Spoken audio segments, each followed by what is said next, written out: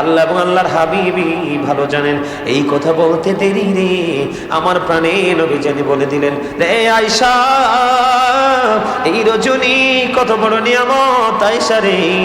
এই রজনীতে কতগুলো আদম সন্তান এক বছরে এই এখন থেকে পৃথিবীতে পাঠানো হবে, সবগুলোর লিস্ট করা হবে। এই রজনীতে কতগুলো আদম সন্তান ওই আরেকটা লাইলাতুল বারাত আসা পর্যন্ত ইন্তেকাল করবে, সবার তালিকা করা হবে। রে আয়েশা, আয়েশা রে, এই রজনীতে আল্লাহ রাব্বুল আলামিনের দরবারে বান্দার আমলগুলো উঠানো হবে। এই রজনীতে বান্দাগুলোর তাকদীর বন্টন করা হবে। জোরে জোরে বলুন সুবহানাল্লাহ। আমার রাসূল আর বলে দিয়েছে, বন্ধু আবু মুসা আশআরী রাদিয়াল্লাহু তাআলা আনহু থেকে হাদিস কেন বর্ণিত, আমার নবী আপনার নবী তো জাহানের বাদশা নবী, তিনি বলে দিয়েছেন এই রজনীর যখন মধ্য রজনী হয়, সকাল বেলায় সার নামাজ পড়ে একটু নফল নামাজ পড়ে ঘুমিয়ে গেলাম, ও বন্ধু এইটা আজকে রাত্রি বরণ নয়। আমার নবীজি বলে দিয়েছেন এই বরাতের মধ্য রজনীতে আমার আল্লাহ বান্দারে দেখে আল্লাহর রহমতের দৃষ্টিতে, রহমতের নজরে তাকায়। জোরে জোরে কান্না সুবহানাল্লাহ। যখন মাগরিবের নামাজের সময় হয়ে গেল, যখন সূর্য যখন বাংলাদেশের আকাশ থেকে যখন আড়াল হয়ে গেল, তার মানে সূর্য যখন ডুবে গেল, তখন বন্ধু লাইলাতুল বরাতের দিন শুরু হয়ে গেল। ও বন্ধু, আজকে রাত হলো লাইলাতুল বরাতের রাত, তার মানে 14 তারিখ দিবাগত রাত্র হলো লাইলাতুল বরাতের রাত। এই রাত যখন হলো বন্ধু, আল্লাহ রহমতের ফেরেশতা আল্লাহ রাব্বুল আলামিন ওই দুনিয়ার আকাশে নেমে এসেছে আর বান্দাদেরকে ডেকে ডেকে বলছে, বান্দারে কার অভাবে আছো দরখাস্ত করো, আজকে কবুল করা হবে। রে বান্দা, কে অভাবে আছো আমাকে ডাকো, আমি আজকে তোমাদের অভাব কবুল করব। বিশেষ করে আজকে এই সিরাজুল মুনিরা মাদ্রাসার কোন স্টুডেন্ট যদি আল্লাহর কাছে আজকে বলে, আল্লাহ আমি অনেক বড় যোগ্য দক্ষ অলরাউন্ডার, পুরো ওয়ার্ল্ড সারা পৃথিবীর মধ্যে আমি নাম্বার 1 কি হতে চাই, অল দ্য বেস্ট হতে চাই, আমি হাফেজ হতে চাই, আলেম হতে চাই, আমার আল্লাহ রাব্বুল আলামিন আজকে কবুল করে নিবে। আমার আল্লাহ বলেছেন, কে রে মেয়ে নিয়ে অভাবে আছো আমাকে বলো, আমি তোমাদের মেয়ের বিয়ের ব্যবস্থা করে দিব।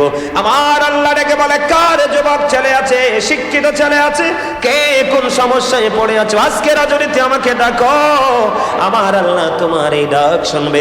জোরে জোরে সুবহানাল্লাহ, আর জোরে বলুন সুবহানাল্লাহ।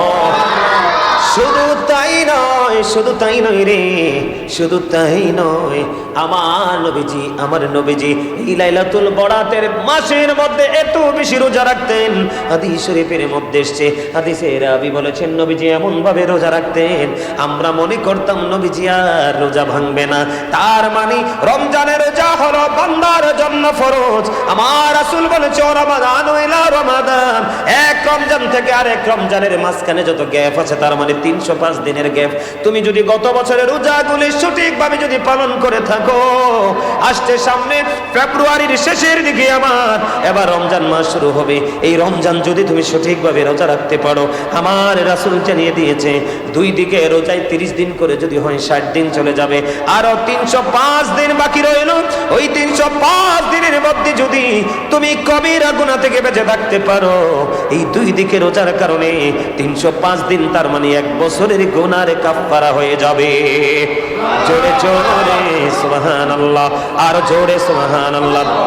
আমার নবীজি এই রমজান মাস ছাড়া সবচেয়ে বেশি রোজা রেখেছেন এই লাইলাতুল বরাতের মাসে। জোরে জোরে সুবহানাল্লাহ, আর একটু মুহাব্বতে সুবহানাল্লাহ, আর জোরে সুবহানাল্লাহ। আমার আল্লাহ রাব্বুল আলামিন এত বড় নিয়ামত দিয়েছে বান্দার জন্য। বান্দা তোমরা হৃদয় খুলে শুনো গো, আয় হাদিস শরীফের মধ্যে এসেছে বনি নাজর, বনি রবি, বনি কালব। হাদিস শরীফের মধ্যে এসেছে বনি কালব একটা গোত্র আছে, এই গোত্রের মধ্যে যতগুলো ভেড়া, যতগুলো বকরি ওই গোত্রের মধ্যে লালন পালন করত, ওই গোত্রের মধ্যে যতগুলো ছাগল ভেড়া লালন পালন করত, ওই ছাগল ভেড়া যতগুলো আছে তত পশম সমতুল্য বান্দাকে আজকে রাত্রে আমার আল্লাহ মাফ করে দিবে। আর জোরে সুবহানাল্লাহ। এখন প্রশ্ন আসতে পারে যে হুজুর সংখ্যায় কত ছিল? বনে কাল গোত্রের মধ্যে বন্ধু একটা গোত্রের মধ্যে 20,000 বকরি ভেড়া ছিল। একটা ছাগলের গায়ে কত বসম কেউ গণতে পারবে না রে। একটা ভেড়ার গায়ে কত বসম কেউ গণনা করতে পারবে না। আমার নবীজি জানিয়ে দিয়েছে আমার আল্লাহ আজকের লাইলাতুল বরাতের জড়িতে আমার আল্লাহ ওই পশমের সমতুল্য বান্দাকে ক্ষমা করে দিবে। তার মানে অসংখ্য অগণিত, যেটার সীমা নাই, সীমা নাই। আজকে যদি আবার আল্লাহর দরবারে যদি কেউ চোখ দিয়ে একটা ফোঁটা পানি ফেলে যদি কেউ আমার আল্লাহর দরবারে আল্লাহর কাছে ক্ষমা চেয়ে যদি একটা ফোঁটা, কেমন ফোঁটা, মাছির মাথার সম পরিমাণ একটা ফোঁটা চোখের পানি যদি কেউ ফালাইতে পারো, আমার নবীজি বলে দিয়েছেন তার জন্য জাহান্নামের আগুন হারাম হয়ে যাবে রে, জান্নাত তার জন্য বরাদ্দ হয়ে যাবে। সুবহানাল্লাহ। তাহলে এই লাইলাতুল বরাত আমাদের আপন পালন করা দরকার আছে না নাই? আমরা লাইলাতুল বরাত এসেছি, আমরা আল্লাহর কাছে দোয়া করব, আল্লাহুম্মা বারিক লানা ফি রাজাব ওয়া শাবান ওয়া বাল্লিগনা রমাদান। ঠিক কিনা? আল্লাহ গো আমাদেরকে রজব এবং শাবানের বরকত দাও এবং রমজান মাস পর্যন্ত আমাদেরকে পৌঁছায়া দাও। জোরে জোরে বলুন না সুবহানাল্লাহ, আর জোরে বলুন না সুবহানাল্লাহ। কারণ হলো শাবানুল মুকাফফির, শাবান গুনাহ মোচনকারী, তার মানে শাবান মাসই গুনাহ মোচনকারী। এই চাইয়া দেখো, তোমরা দেখো চোখের পানি কেমন করে ঝরছে রে। আশিকের হৃদয়ে প্রেমের ধুলা লেগেছে, আল্লাহ এবং নবীর প্রেমে তার হৃদয়ে উজাড় হয়ে গেছে। ও বন্ধু জেগে উঠেছে, এই চোখের পানির উসিলায় আমাদের সবাইকে আমার আল্লাহ মাফ করে নিবে। জোরে জোরে বলুন না আমিন, আর জোরে বলুন আমিন। গতকালকে যখন আমি আলোচনা ধরেছিলাম, আমার চোখের সামনে একেবারে যুবক একটা ছেলে বসেছিল। আমি হঠাৎ করে চাইয়া দেখলাম যুবকটার চোখ দুইটা যেন ঝর্ণার মতো পানি ঝরছে রে, ঝর্ণার মতো পানি ঝরছে। আমি অবাক হয়ে গেলাম, কারণ প্রেম শুধু বুড়া মানুষই করে না, প্রেম যুবক যুবতীরাও করতে পারে, এটার কোনো বয়স লাগে না। ঠিক কিনা বলেন? আর জোরে বলেন। তবে বুড়া কালের পানি এত প্রিয়, তার চেয়ে প্রিয় হলো যৌবন কালের পানি। যৌবন কালে যদি চোখের পানি কেউ ফালাইতে পারো রে, এই যুবকের দুনিয়া এবং আখিরাত দুইটাই হয়ে যাবে নেয়ামত। জোরে জোরে সুবহানাল্লাহ। আমার রাসূল বলে দিয়েছেন শাবানুল মুকাফফির, শাবান হলো গুনাহ মোচনকারী। শাবান মাসে তুমি হৃদয় দিয়ে ভালোবেসে আজকের রাত তুমি কি করো? 10টা প্রায় বেজে গেছে। আজকের রাত তুমি প্রাণ উজাড় করে আল্লাহকে ডাকো, তুমি জিকির করো, দরুদ পড়ো, কোরআন তেলাওয়াত করো, যেটা মন চায় সেটাই তুমি করো, নফল নামাজ পড়ো, আল্লাহকে ডাকো। আল্লাহ বলে বান্দা তুই শুধু ডাক, আমি তোর ডাক শোনার জন্য অধীর আগ্রহে আছি রে। বন্ধু তোমরা হৃদয় খুলে শোনো, গোটা পৃথিবীর মুমিন মুসলমান, আমার ভাই, আমার বাবা, আমার মা বোনদেরকে আমি ডেকে ডেকে বলবো, আমার আল্লাহ আমার রাসূল জানিয়ে দিয়েছে, বুখারী শরীফের মধ্যে এসেছে হাদিস খানা, হাদিসের রাবী হলেন হযরতে আবু হুরায়রা। আমার নবী বলেছেন বান্দা তোমরা তোমার আল্লাহকে যেমন মনে করো, আল্লাহ ঠিক তোমার কাছে তেমন। তোমার সুবহানাল্লাহ তো আসতে সুবহানাল্লাহ। তুমি যদি মনে করো আমার আল্লাহ আমার জন্য নিয়ামত, আমার রাসূল জানিয়ে দিয়েছে ঠিকই তোমার আল্লাহ তোমার জন্য নিয়ামত। আমার আল্লাহ বলেছে বান্দারে বেশি বেশি করে ডাক, এই লাইলাতুল বরাতে আমি তোদের ডাক শোনার জন্য আগ্রহী আছি। কি চাইবে চাও চাও চাও, আমি তোমাদেরকে দেওয়ার জন্য আগ্রহী আছি। আল্লাহ গো তুমি কেমন করে দিবা বন্ধু? তুমি যদি জিকির করো, এই জন্য আমি আজকে প্রায় 30 মিনিট জিকির করেছি। কত মিনিট? কারণ আজকের জিকির হলো অন্য সব রাতের চাইতে ব্যতিক্রম জিকির। আমি এখান থেকে প্রোগ্রাম শেষ করে আরেকটা প্রোগ্রাম করব। বন্ধু তোমরা সবাই হৃদয় খুলে শোনো, আমার আল্লাহ বলে হাবিব আপনি জানিয়ে দেন, কেউ যদি জিকির করতে করতে আমি আল্লাহর দিকে 1 বিঘা পরিমাণে এগিয়ে আসে, আমি আল্লাহ ওই বান্দার দিকে 1 গজ পরিমাণ এগিয়ে আসি। বলে হাবিব আপনি জানিয়ে দেন, আমার কোন বান্দা যখন আমার জিকির করার জন্য আমি আল্লাহর দিকে 1 হাত পরিমাণে এগিয়ে আসে রে হাবিব, আমি আমার ওই বান্দার দিকে 2 হাত পরিমাণে এগিয়ে আসি। হাবিব আপনি জানিয়ে দেন বন্ধু আল্লাহ আল্লাহর বন্ধুকে ডেকে বললেন, বন্ধু আপনি আপনার উম্মতগুলোকে জানিয়ে দেন, আমি আল্লাহ কথা দিলাম রে, আমার বান্দাগুলো যখন আমি আল্লাহকে জিকির করার জন্য, আমি আল্লাহকে স্মরণ করে হেঁটে হেঁটে আসে রে, আমি আল্লাহ আবার ওই বান্দার দিকে দৌড়ে ছুটে আসি। আমার আল্লাহ বলেছে, বুখারী শরীফের মধ্যে এসেছে হাদিস খানা বন্ধ, আমার আল্লাহ বলেছে, হাবিব আপনি জানিয়ে দেন আমার বান্দাগুলো কোনো নরমাল জলসায় বসে বসে যেন আমি আল্লাহর জিকির করে রে, আমি তার চাইতে উত্তম জলসায় জিকির করি। তবে নবীজি বলছে, জিকির যখন করবা এমন ভাবে জিকির করো মানুষ দেখলেই যেন তোমাকে পাগল বলে। সুবহানাল্লাহ। আমার রাসূল বলেছে, আমার উম্মত আল্লাহর বান্দারা হৃদয় উজাড় করে জিকির করতে থাকো, মানুষ দেখলে যেন পাগল বলে। তার কারণ হলো তুমি পাগলের মতো মাওলার জিকির করো। আমার মাওলা জানিয়ে দিয়েছে, তুমি জিকির যত করবে, বন্ধু তোমরা বাচ্চারা যারা স্টুডেন্ট যারা আপনারা যারা এসেছেন দেখেছেন আমি 2টা টিস্যু ইউজ করেছি, ঠিক কিনা? ময়লা মনে করে পরিষ্কার করেছি, টিস্যু ব্যবহার করার কারণে ময়লা দূর হয়ে গেল আমার ঠোঁট থেকে। বন্ধু আমার নবী বলেছেন, তেমনি তুমি বেশি বেশি করে জিকির করো। এই জিকির করলে তোমার হৃদয়ের ময়লা আমার আল্লাহ পরিষ্কার করে দিবে। তবে জিকির করতে হবে এমন কন্ডিশনে, জবানেও জিকির করতে হবে, কলবেও জিকির করতে হবে।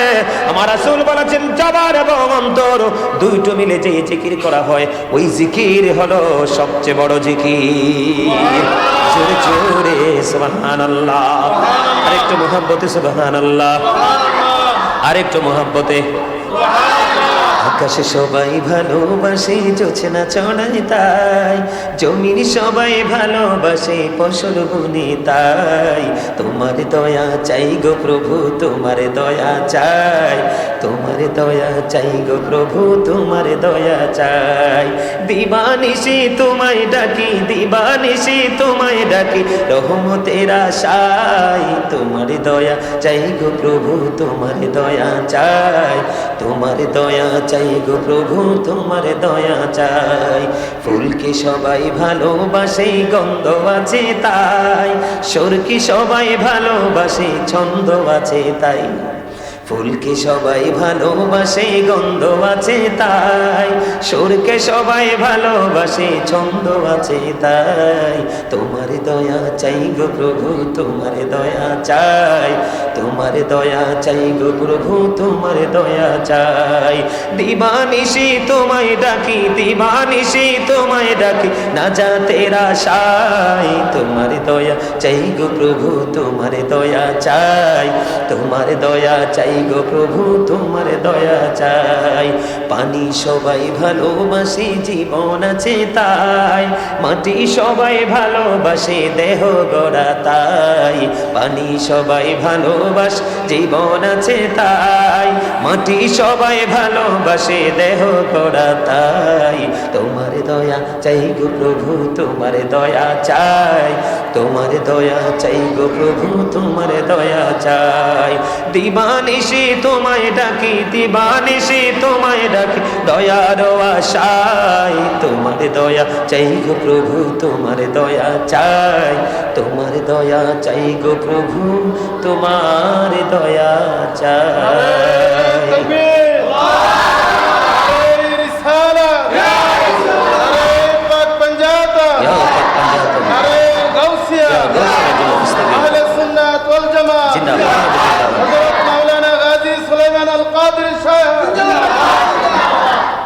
পাগল বেশি কান্দ কেন বৈশাখ স্তনে, আমার নবীর প্রেমে দরুদ পড়ো বৈশা নিরালে, পাগল বেশি কান্দ কেন বৈশাখ স্তনে, আমার নবীর প্রেমে দরুদ পড়ো বৈশা নিরালে, আমার নবীর প্রেমের রশি ধরো, আরে নবীর প্রেম নবীর দরুদ সদাই পড়ো, আমার নবীর প্রেমের রশি ধরো, নবীর দরুদ সদাই পড়ো, ওই নামেরই বাতি জালো পাইবা খোদারে, ওই নামেরই বাতি জালো পাইবা খোদারে, পাগুর বেশি কান্দ কেন বৈশা গাছ তোলে আমার নবীর প্রেমে দরুদ পড়ো বৈশা নিরালে মারহাবা। আমার নবী বলেছে কেউ যদি প্রতিদিন রাসূলকে ভালোবেসে মাত্র 1000 বার দুরূদ পড়তে পারো, আমার নবীজি বলেছে জান্নাত না দেখা পর্যন্ত মরণ হবে না। তাহলে আজকে যদি পড়তে পারি আমরা আরো বেশি নিয়ামত পাবো। আমরা নবীর প্রেমে দুরূদ পড়তে রাজি আছি না নাই? আরো জোরে দুরূদ পড়তে আছেন, রাজি না নাই? দরুদ শরীফ পড়ে যারা আশিকে রাসূল বলেন মিলাদ শরীফ পড়ে যারা আশিকে রাসূল যিনি হলেন আল্লাহ তাআলার, যিনি হলেন আল্লাহ তাআলার সৃষ্টি কোলের মূল। দরুদ শরীফ পড়ে যারা আশিকে রাসূল মিলাদ নবীদের সুন্নাত ভক্তি ভরে পালন করে সুন্নি জামাত। সেই জামাতের নাম রেখেছে, সেই জামাতের নাম রেখেছে রাসূল মাকবুল। দরুদ শরীফ পড়ে যারা আশিকে রাসূল বলেন মিলাদ শরীফ পড়ে যারা আশিকে রাসূল যিনি হলেন আল্লাহ তাআলার, যিনি হলেন সৃষ্টি কোলের মূল। দরুদ শরীফ পড়ে যারা আশিকে রাসূল মারহাবা। কারণ এত নিয়ামতের খবর দিয়েছে কে? আমার নবী। এই জন্য আমি আমার নবীর প্রেমে শান গাইতেছি তো গাইতেই থাকবো। জোরে জোরে মারহাবা, আরো জোরে মারহাবা। নবী নবী বলে হায় কেঁদে কেঁদে দিন যায় পাইনি দিদার ধমি লাখো সালাম কদমি নবী লাখো সালাম কদমি।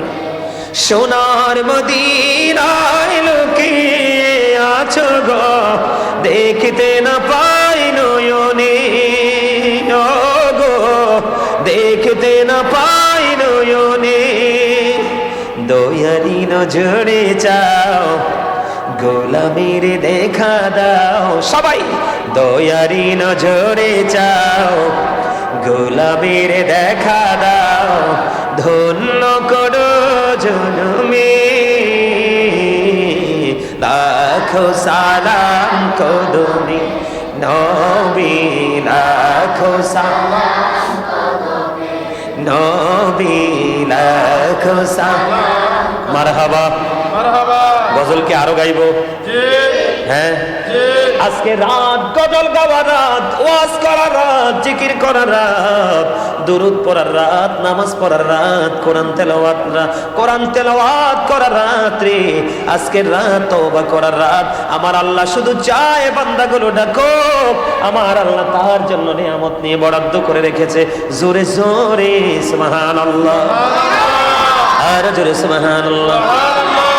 বিদায় বেলায়, বিদায় বেলায় মোরে দিও গো দেখা হে প্রিয় রাসূল। তবু দিদারে হব ধন্য তখন আমি, শূন্য দেহ যখন লুটাবে ধুলায়। বিদায় বেলায় মোরে দিও গো দেখা তবু দিদারে অবধন্য তখন আমি, শূন্য দেহ যখন লুটাবে ধুলায়। কত নবী ওলি ছিল ধরার মাঝে, সবাই আপন নিরে চলে গেছে। আমিও তো পাব না ছাড়া, পৌঁছে যাব জীবনের মোহনায়। বিদায় বেলায়, বিদায় বেলায় মোরে দিও গো দেখা হে প্রিয় রাসূল। তবু দিদারে হব ধন্য তখন আমি, শূন্য দেহ যখন লুটাবে ধুলায়। বিদায় বেলায় জোরে জোরে মারহাবা, আরো জোরে মারহাবা। গজল মজা লাগছে? হ্যাঁ। হে রাসূল তোমায় ভালোবাসি, অন্তরে শুধু মুখে না, জান্নাতে আশায় নই রাসূল, জাহান্নাম কেউ ডরি না। হে রাসূল তোমায় ভালোবাসি, অন্তরে শুধুই মুখে না, জান্নাতের আশায় নই রাসূল, জাহান্নাম কেউ ডরি না। ঠিক কিনা? আমরা কি জান্নাতকে ভয়, জাহান্নামকে ভয় করে রাসূলকে ভালোবাসবো? হ্যাঁ, আমরা জান্নাতের লোভ করে ভালোবাসবো না। দেখছেন আপনাদের হুজুর হাদিয়া দিছে, দেখছেন? মারহাবা কয়, মারহাবা কয় না কেন? হাসান ইবনে সাবিত রাদিয়াল্লাহু তাআলা আনহু যখন মসজিদে নববীর মধ্যে যখন এইভাবে নবীজির শান গেয়েছিলেন, আমার রাসূল হাসান ইবনে সাবিতকে হাদিয়া দিয়েছিলেন কিভাবে? আল্লাহ তুমি হাসান ইবনে সাবিতকে রুহুল কুদ্দুসের মাধ্যমে সাহায্য করো। জোরে জোরে কয় না সুবহানাল্লাহ, আর জোরে সুবহানাল্লাহ। রাসূল আমার ভালোবাসা, রাসূল আমার ভালোবাসা, রাসূল আমার প্রেম বিরহের মূল আলোচনা, রাসূল আমার কাজে কর্মী অনুপ্রেরণা, রাসূল আমার কাজে কর্মী অনুপ্রেরণা। আশা হতো জীবন যখন দুর্বিষহ লাগে, ব্যর্থ এবং পরাজিত স্মৃতিগুলো জাগে। আশা হতো জীবন যখন দুর্বিষহ লাগে, মারহাবা কয় না? আশা হতো জীবন যখন দুর্বিষহ লাগে, মারহাবা, আরো জোরে, আরেকটু মোহাম্মদে। নিখিলের চির সুন্দর সৃষ্টি আমার মুহাম্মদের রাসূল, আমার মুহাম্মদের রাসূল। কুল মাখলুকাতের গুলমগে যেন গান গেতে এলো বুলবুল, আমার মুহাম্মদের রাসূল, আমার মুহাম্মদের রাসূল। নিখিলের চির সুন্দর সৃষ্টি আমার মুহাম্মদের রাসূল, আমার মুহাম্মদের রাসূল। কুল মাখলুকাতের গুলমগে যেন গান গেতে এলো বুলবুল, আমার মুহাম্মদের রাসূল, আমার মুহাম্মদের রাসূল। পিয়ারা নবীজি এলো দুনিয়ায়, হাসিল নিখিল আলোক আভায়, পুলক লাগিল তরুলতাই, খুশিতে সবাই মশগুল, আমার মুহাম্মদের রাসূল। নিখিলের চির সুন্দর সৃষ্টি আমার মুহাম্মদের রাসূল, আমার মুহাম্মদের রাসূল। আধার রাতে সে যে চাঁদের কিরণ, মোর সাহারার বুকে সুদা বরিশন।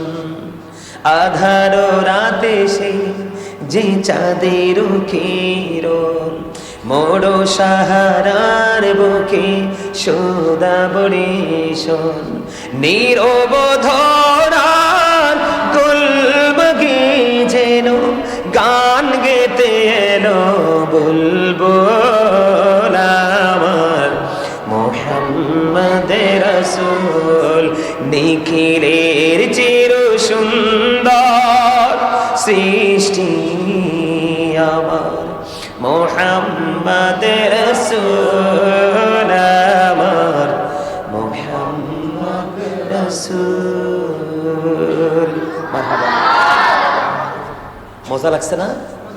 দেখছেন মেম্বার সাহেব হাদিয়া দিল, এই যে আবার উনি ওই যে আশেকে রাসূল উনিও দিলেন 500 টাকা হাদিয়া, উনি দিলেন 500 টাকা হাদিয়া। এই হাদিয়াগুলোকে আমি এত ভালোবাসি, এত ভালোবাসি যদি কেউ 10টা টাকাও দেয়, কারণ এটার মধ্যে শুধুই আছে আমার রাসূলের প্রেম, ঠিক কিনা বলে? যাদের জন্য আজকে রাত্রে কোনো ক্ষমা নেই। এত নিয়ামতের রাত, যেই রাতে আল্লাহ দুনিয়ার আকাশে নেমে এসেছে বান্দাকে দেওয়ার জন্য, ডাক শোনার জন্য। আল্লাহ কি, আল্লাহর তো ডাক শুনতে কোনো জায়গায় যাওয়া লাগে না। এখানে কি বুঝায়? বান্দার সাথে যে আল্লাহর যে একটা প্রেমের কানেকশন, সেটা বুঝায়, ঠিক কিনা? কিন্তু এই রাত্রিতেও আজকে অনেক হতভাগা সন্তান আছে, তারা ক্ষমা পাবে না, বুঝে নিতে হবে। মা আয়েশা সিদ্দিকা রাদিয়াল্লাহু তাআলা আনহা হঠাৎ করে গভীর রজনীতে চাইয়া দেখে মা আয়েশার সাথে বিছানায় আমার নবী নাই। তখন মা আয়েশা মনে করতে লাগলেন, না জানি আমার রাসূল আমাকে ছেড়ে অন্য কোন বিবির ঘরে চলে গেল। মা আয়েশা মনে মনে চিন্তা করতেছে, আমার নবী কোথায় গেল রে? প্রাণের নবী খুঁজতেছে আর চিন্তা করতেছে, না আমার প্রাণের নবী আমাকে ছেড়ে অন্য কোন বিবির ঘরে চলে গেল। এই চিন্তা করতে করতে আমার নবীজি, মা আয়েশা নবীজিকে জান্নাতুল বাকিতে যাইয়া দেখে আমার নবীজি জান্নাতুল বাকিতে জিয়ারত করে। তাহলে বোঝা যায় আজকে দুনিয়ায় তোমরা যারা আছো দরুদ পড়বা, জিকির করবা, নামাজ পড়বা, আল্লাহর গোলামি রাখবা, দিনের বেলা আজকে সেহরি খাবেন, আগামী কালকের দিনের একটা রোজা রাখবেন। আমার রাসূল বলে দিয়েছে লাইলাতুল বরাতের 15 তারিখে যে একটা রোজা রাখবে আমার আল্লাহ তাকে জাহান্নামের আগুনে দিবে না। তার মানে জাহান্নামের আগুন তাকে কখনো স্পর্শ করতে পারবে না। আজকের রজনীতে যারা ইবাদত করবে, আমল করবে, তাদের ভাগ্যটাকে প্রসন্ন করা হবে, তাদের নসিব খুশনসিব হয়ে যাবে। সুবহানাল্লাহ বলে না আর জোরে? আজকের রজনীর পাওয়ার, আজকের রজনীর ইজ্জত কত আমি একটুখানি বোঝাই। বন্ধু হৃদয় খুলে শোনেন, গোটা পৃথিবীর আমার ভাই, আমার বাবা, আমার মা বোনদেরকে ডেকে ডেকে বলবো, সবাই হৃদয়ে খুলে শোনো, প্রেম কত প্রকার, কি কি কেমন করে প্রেম করতে হয়, আমার আল্লাহকে ডাকলে কেমন করে আমার আল্লাহ রাজি হয়ে যায়। ঈসা রুহুল্লাহ আমার নবী পৃথিবীতে আগমন করার আগে পৃথিবীতে আগমন করেছিলেন। ঈসা রুহুল্লাহ বলে গেছে, আমার চলে যাওয়া তোমাদের জন্য মঙ্গল, আমার চলে যাওয়া তোমাদের জন্য কল্যাণ। কেন কেন গো? এই কারণেই কল্যাণ, আমি চলে যাওয়ার পরে এমন একজন নবী পৃথিবীর বুকে কদম মোবারক বাড়িয়ে দিবি, যেই নবীজির জুতার পিতা খোলার যোগ্যতা আমি ঈসার নাই। ঈসা নবী এমন একজন নবী ছিলেন যিনি মরা মানুষ জিন্দা করতে পারতো, অন্ধকে মেসেজ দিলে দৃষ্টি শক্তি ফিরে পেত, অন্ধ লোকের চোখের দৃষ্টি ফিরে আসতো, বক্ষিত মেষ বা ছাগল খাওয়ার পরে ইশারা করলে জিন্দা হয়ে আবার চলে যেত। উনি আল্লাহর কাছে চাইতে দেরি আল্লাহ রাব্বুল আলামিন স্বর্গীয় খাবার পাঠিয়ে দিলেন। বন্ধু, তিনি এমন একজন নবী ছিলেন, ওনার মুজিজা এমন পাওয়ারফুল ছিল, তিনি যখন চাইলেন ওনার কওমের লোকেরা বলল, আপনি যদি নবী হয়ে থাকেন স্বর্গীয় খাবার এনে দেখান। 1000 স্বর্গীয় খাবার আমার আল্লাহ পাঠিয়ে দিলেন। এটার মধ্যে গোশত ছিল, বোনা মাছ ছিল, রুটি ছিল, জলপাই ছিল, সবচেয়ে বড় প্রেমের খবর বড় একটা মাছ ছিল। যখন ঈসা রুহুল্লাহর জামানায় ইহুদিরা, খ্রিস্টানেরা, বেঈমানেরা, তখন তারা বলল, আপনি যদি নবী হন, বলতে দেরি 1 কাঁচা খাবার আসতে তো দেরি হলো না, আপনি যদি নবী হয়ে থাকেন তাহলে বাজা মাছটাকে জিন্দা করে দেখান। তিনি ইশারা করতে দেরি আল্লাহর কুদরতে বাজা মাছ জিন্দা হয়ে গেল। 200 বেশি মানুষ ওই মাছের আঘাতে আহত হয়ে মৃত্যুবরণ করলো। আল্লাহু আকবার বলে না? তাহলে পাওয়ার আছে না নাই? অসংখ্য মানুষ আহত হয়েছে, এমন একজন পাওয়ারফুল নবী, তিনি আল্লাহকে ডাক দিয়ে বললেন, আল্লাহ এই জামানায় আমার চেয়ে বড় বুজুর্গ কেউ আছে কি? এই কথা বলার পরে আমার আল্লাহ বললেন, ঈসা রে তুমি সামনের দিকে আগাও। ঈসা রুহুল্লাহ সামনের দিকে আগালেন। আগানোর সময় ওনার হাতে ছিল একটা আশা বা লাঠি, একটা লাঠি ছিল। যাওয়ার সময় যে রাস্তা আমার আল্লাহ দেখিয়ে দিলেন, ওই রাস্তা পথে তিনি হাঁটতে লাগলেন। হাঁটতে হাঁটতে হাঁটতে হাঁটতে হাঁটতে হাঁটতে কিছু দূর যাওয়ার পরে রাস্তার মধ্যখানে তিনি দেখতে পাইলেন একটা সাদা বড় পাথর। আল্লাহ তোমার ইশারায় আমি ওই রাস্তা ধরে হাঁটতে শুরু করলাম। এখন আমি দেখতে পেলাম রাস্তার মধ্যখানে বিশাল একটা পাথর গো আল্লাহ। কেন কেন এই পাথর কেন গো? আমার আল্লাহ ডাক দিয়ে বললেন, কি ওরে বাবারে, মারহাবা কোন, আরো জোরে মারহাবা। আবার হাদিয়া আসছে, মারহাবা বলেন। এগুলো হলো প্রেম, এগুলো হলো ভালোবাসা। আজকের লাইলাতুল বরাতের রাত্রিতে যেই নিয়ত করে দিয়েছে আমার আল্লাহ, তার জন্য সেই নিয়ত পূরণের প্রতিশ্রুতি দিয়েছে। আমার আল্লাহ আজকে প্রেমকে কবুল করবে, সব কিছুকে কবুল করবে, কোনো কিছু বাদ দিবে না। তুমি যদি প্রেম এবং তাকওয়া দুইটা সমান করে রাখতে পারো, আমি রাতের মর্যাদা কত বেশি তোমাদেরকে বন্ধু শোনাই, তোমরা হৃদয় করে শোনো। এবার ঈসা রুহুল্লাহ ডাক দিলেন। ডাক দেওয়ার পরে বললেন, আল্লাহ গো তুমি তো বলেছো এই রাস্তা ধরে হাঁটতে, কিন্তু এই রাস্তার মধ্যে এত বড় পাথর কেন গো মালিক? আমি এখন কি করব? আমার আল্লাহ বললেন, তোমার হাতের লাঠি দিয়ে পাথরের মধ্যে আঘাত করো। আঘাত করতে দেরি পাথরটা দুইটা টুকরা হয়ে গেল। এবারে টুকরা হয়ে যাওয়ার পরে এবার চাইয়া দেখলেন এটার মধ্যে জয়ীফ এক বৃদ্ধ লোক বসে আছে। ওই বৃদ্ধ লোকের সামনে পাথরের মধ্যে জান্নাতি ফল দেখতে পাইলেন। এবার ঈসা রুহুল্লাহ ডাক দিয়ে বললেন, ও গো তুমি যে পাথরের মধ্যে বসবাস করো, বসবাসের বয়স কত?